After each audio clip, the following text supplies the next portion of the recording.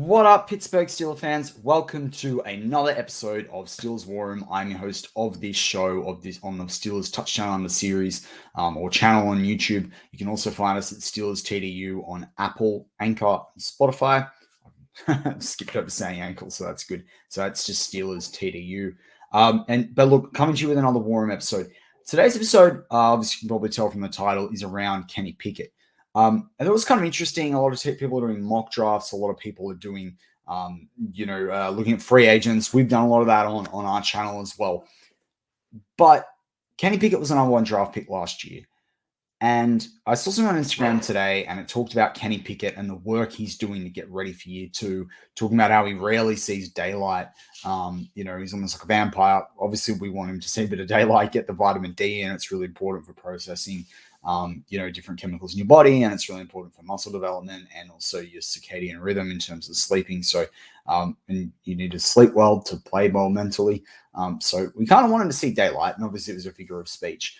But it did get me thinking, like, I don't know, like I feel like a lot of people are sort of sitting there and saying, well, make this big jump. And I think the majority of Steel fans are thinking that he could be really something for us. I know there's a part of Steelers Twitter out there that doesn't believe that. Maybe you're a viewer of our show and you don't believe it either. I do have a lot of confidence in Kenny Pickett.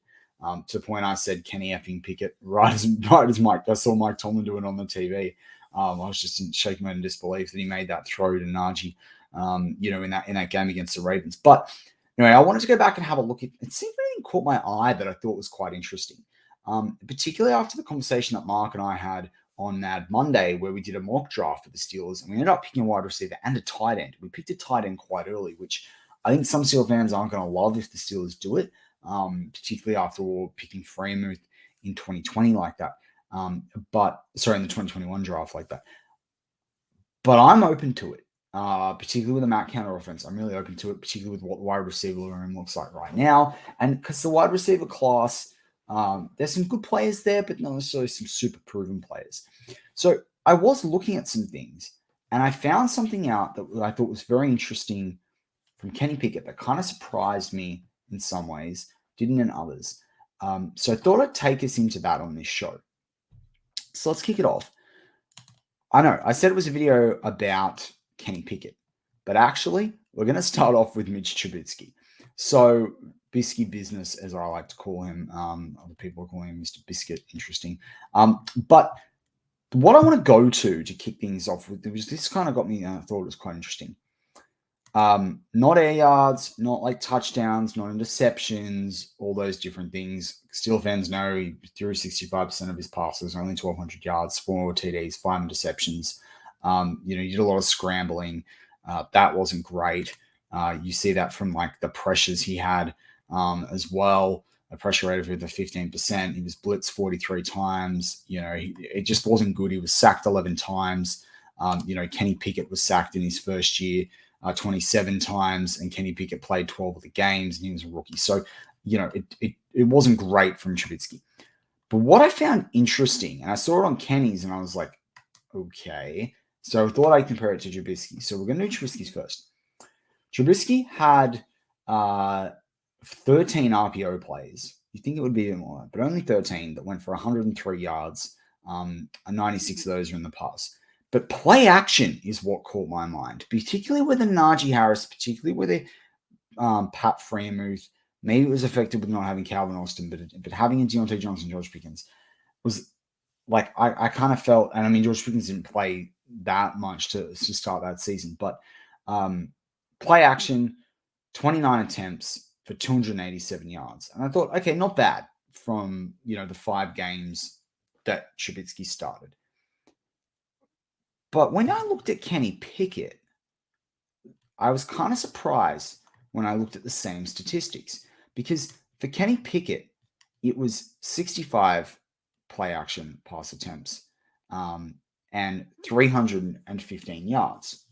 Now, you might say, okay, but Matt, that's more than the 29 and 287 yards that Trubisky had. It's not that many more yards. Like we're talking, I think we said 287. So we're talking 28 more yards. We're also talking about 65 attempts versus 29 attempts. Fine. Now, let's say we know Trubisky started 5 games. 28 times 2 is 56. And then you add 2 there, like 20% of that.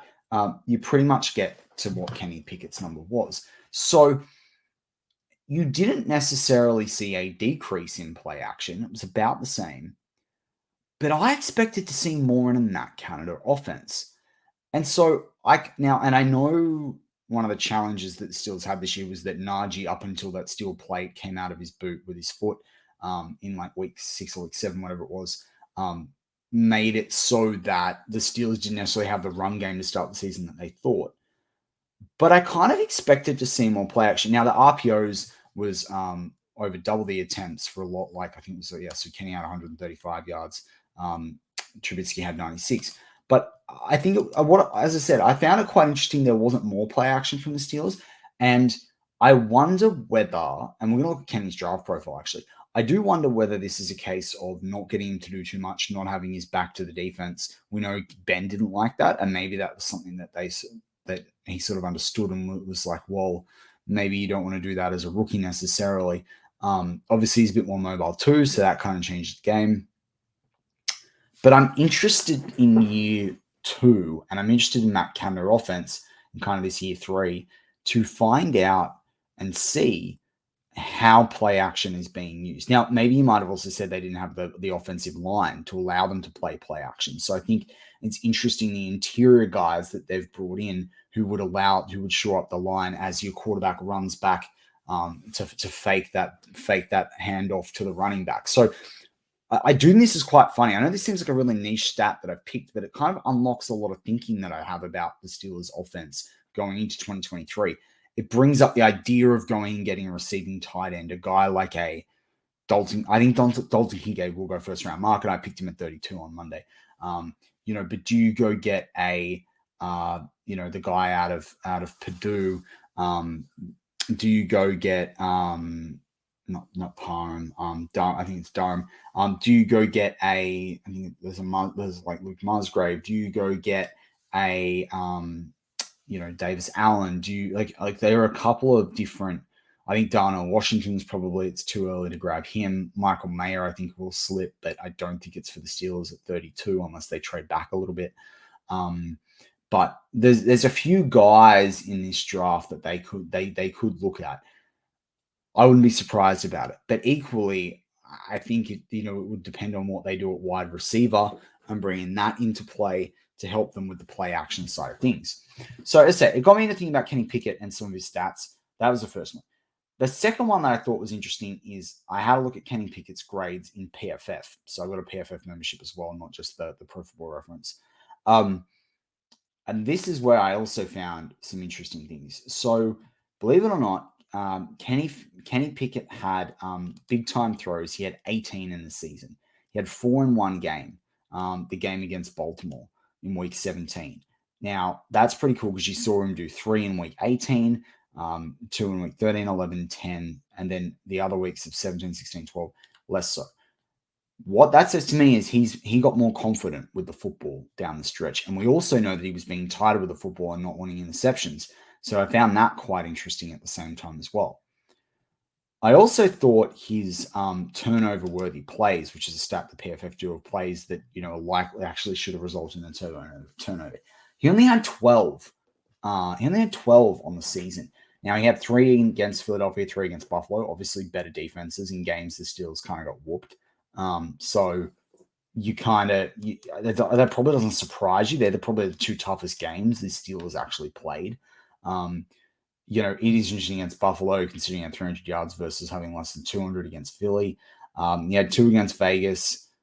He had 2 against Cincinnati and 2 against Miami. Now, kind of interesting 2 in Miami when he had the 3 interceptions. But I did find that quite an interesting statistic because there's other rookies that this would be a much higher number.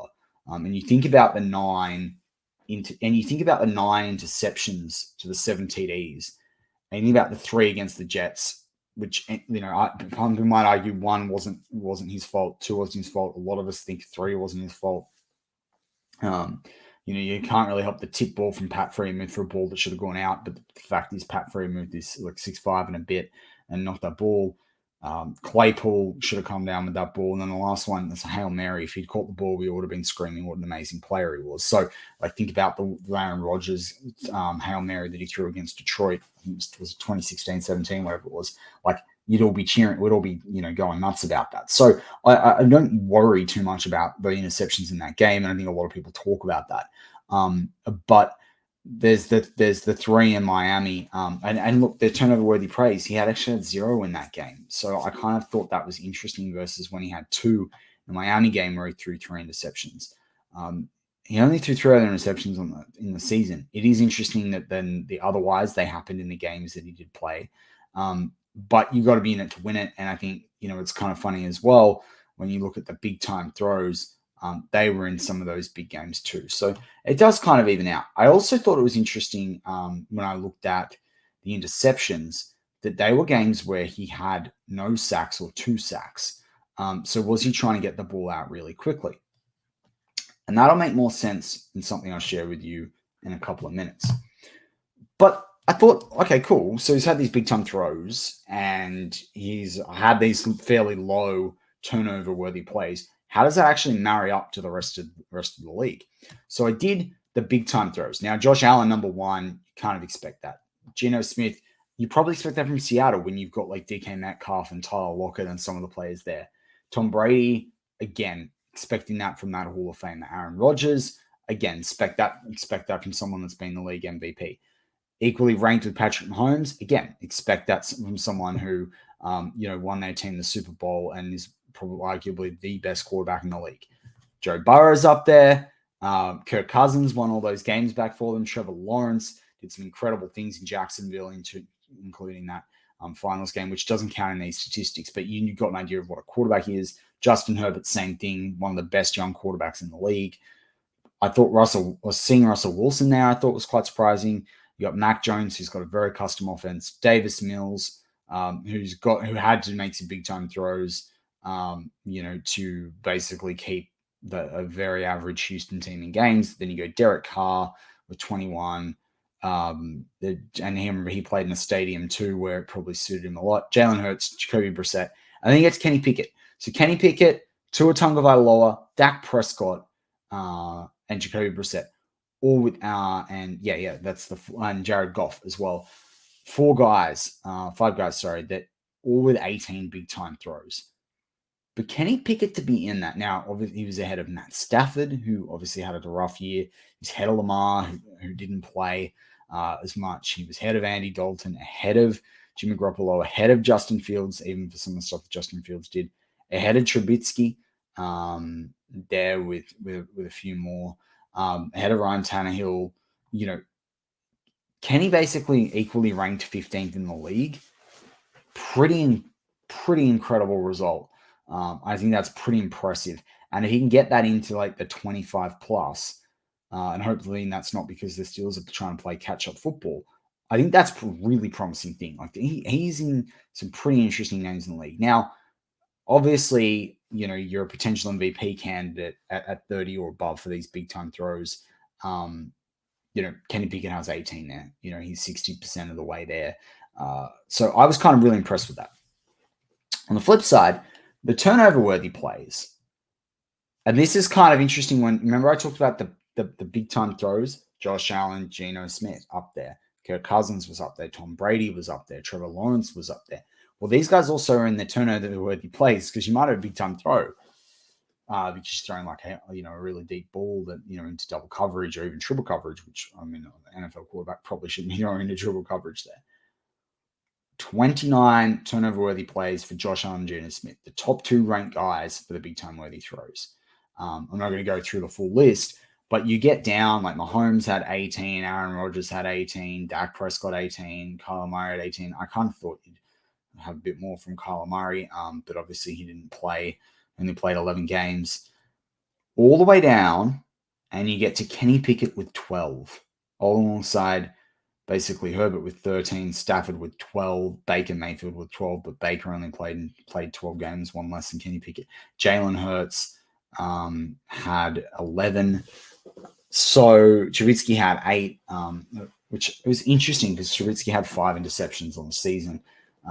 So I just kind of thought with 12 there from a rookie team in a, offense that had no hot routes, in an offense that, relied on George Pickens for a lot of it, had Najee out injured for some of the season. For Kenny Pickett to only have 12, had one of the fastest times in terms of getting the football out, of 2.5 seconds in the league, according back to the Pro Football Reference side of things.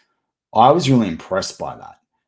So if he can stay at this sort of 12, or 14 and below mark and get closer to 10, but he can go up in the big time throws, I think you're going to see a lot more, like, as well as superstar that Kenny Pickett is. And I think you're going to see him really shine. And I think you're going to see better results from the Steelers as well. So that's mainly what I want to cover off. But then I thought I'll go back to his draft profile with PFF at least, because we're going through this draft process right now. We're going to do a lot of draft profiles on this channel. So this was his profile coming out, according to PFF. Where he wins, they talked about QB feel. He's got natural feel that's uncoachable, throws guys open, understands receiver leverage, avoids rush or key blitzes, and gets a lot of little things already in the NFL. I think you kind of feel like that's the case from Kenny Pickett in his first year. What's his role? An all-round QB. Between his combination of experience and NFL translatable skills, he's as ready as any quarterback in this draft class to start out the gate. The question is, how high is his ceiling? I would argue, obviously he had the 7 TDs to 9 interceptions. We just talked about 3 of those, a third of those. Obviously, he had the 3 rushing touchdowns as well. And when you think about Kenny Pickett, this is probably still there. How high is his ceiling? Is he going to be a top 10, 15 quarterback in this league, or is he going to be 20th and still is going to rely on a run game and some really good receivers doing things after the catch? I do believe he can be a top 10 to 12 quarterback in this league. And I think with the way the Steelers play defense, that's probably enough to get us deep into the playoffs. They talked about, can he improve his processing speed? He really, and if you look on the comms on this side of the page, it talks about him holding the ball, until the bitter end, second highest time thrown in the country. But then when he made it in the NFL, he was throwing it within 2.5 seconds. Now, not so great, a decent O-line, not so great O-line, comes into it, the Matt Canada offense comes into it. That's a tick. That's our green. We fixed that one. Now, going back to the greens, accuracy on the move is a big plus. We saw that. Najee Harris, for example. Pinpoint outside the pocket. I think we saw a lot of that. Can string a far hash out route with ease. Obviously, arm talent from pocket and on the move, from the pocket and on the move. I think you saw that when he moves around in the pocket, he can throw the football. There were a couple of really nice passes to Freeman, some between 20 and 30 yards. You saw him scramble out, set feet, go boom. Loved it. And it said mobile, but always has his eyes downfield. Terrific at creating space to work. Again, you think about that Najee Harris play. You think about what he tried to do against Miami, which is a pretty similar play. I think it was that third interception. Toward the end there, where probably if he'd run out, they could have had another crack at it or checked it down. But regardless, I think that those pros are still there, but he's fixed a con. Bad habit of throwing off the back foot, worries him how often he does so in vertical shots. I don't feel like I noticed this that much in that. And I'm not going to sit here and die on a hill that it definitely didn't do that. But I didn't feel like I saw that from him, especially compared to what we were seeing out of Mitch Trubisky. So I didn't mind that. They also talked about a 1-year wonder, one of the biggest single season grading leaps we've seen in year 5. Now, if you look at that and the trends, that's definitely, or the stats, that's definitely the case where he went from a 75 and 69 to a 92.2. You really see that in the 13 TDs, 42 TDs, 9 interceptions, 7. So that does, and you see a massive increase in the pass rating from 82 to 84 to 116. If Kenny can make the jump that Steeler fans want and this season, and I think it's 20%. Let's say he's a 55 to 60 out of 100 on the 100 scale. He can jump 15 to 20 through the course of this season. So whether he's becoming a 75, and I would say 60, right? So let's see if he can jump 15 points to a 75 to an 80, and then he's got the rest of his career to get that next sort of 20% of his ceiling. That's going to be huge for this team. That should give the Pittsburgh Steelers 11 wins, and that will be enough to make the playoffs. That will be enough to do something. And that should give them enough confidence to do something in the NFL. if you actually go back and look at the Steelers, and I know we've got 17 games now, but the Steelers don't traditionally get in double digits. Out of the whole history of the Steelers, with the most Super Bowls equal to the Patriots, but more Super Bowls first and first to 6. And like one of the most winningest teams in the NFL, and you think about Mike Tomlin's record, the Steelers actually have only, like, I think I'd calculated this on a touchdown under about 3 or 4 months ago with Marky D when we were still with the Steel Curtain Network. And it's something like 15 times in 90 years. Once every 6 season, it's double digits. So now, yes, you do need that in a 17-game season if you want to make the playoffs, but it is just an interesting thing to put in mind that a small uplift here from Kenny Pickett, particularly some of the statistical areas we talked about, bring things in like the play action, which can result in some big plays as well. These are the things that might help, or where the Steelers may choose to focus to improve the offense, improve the output, improve the results in 2023. But that actually wraps up everything I wanted to get through on this episode of Steelers War Room. Hope you enjoyed the show. If you did, hit subscribe, hit the like button, hit the bell icon for all the notifications. Marky D and I will be back on Friday night live in the US. It'll be Saturday morning our time for our next Steelers Touchdown Underboys show. I might try and get another War Room out before then, but if not, look forward to seeing you guys live or on a replay for Steelers Touchdown Underboys. And over the next couple of weeks, lots of draft content to come out ahead of the draft. We'll also announce our draft plans. We'll do a lot of streaming live during the draft. Can't wait. Love it.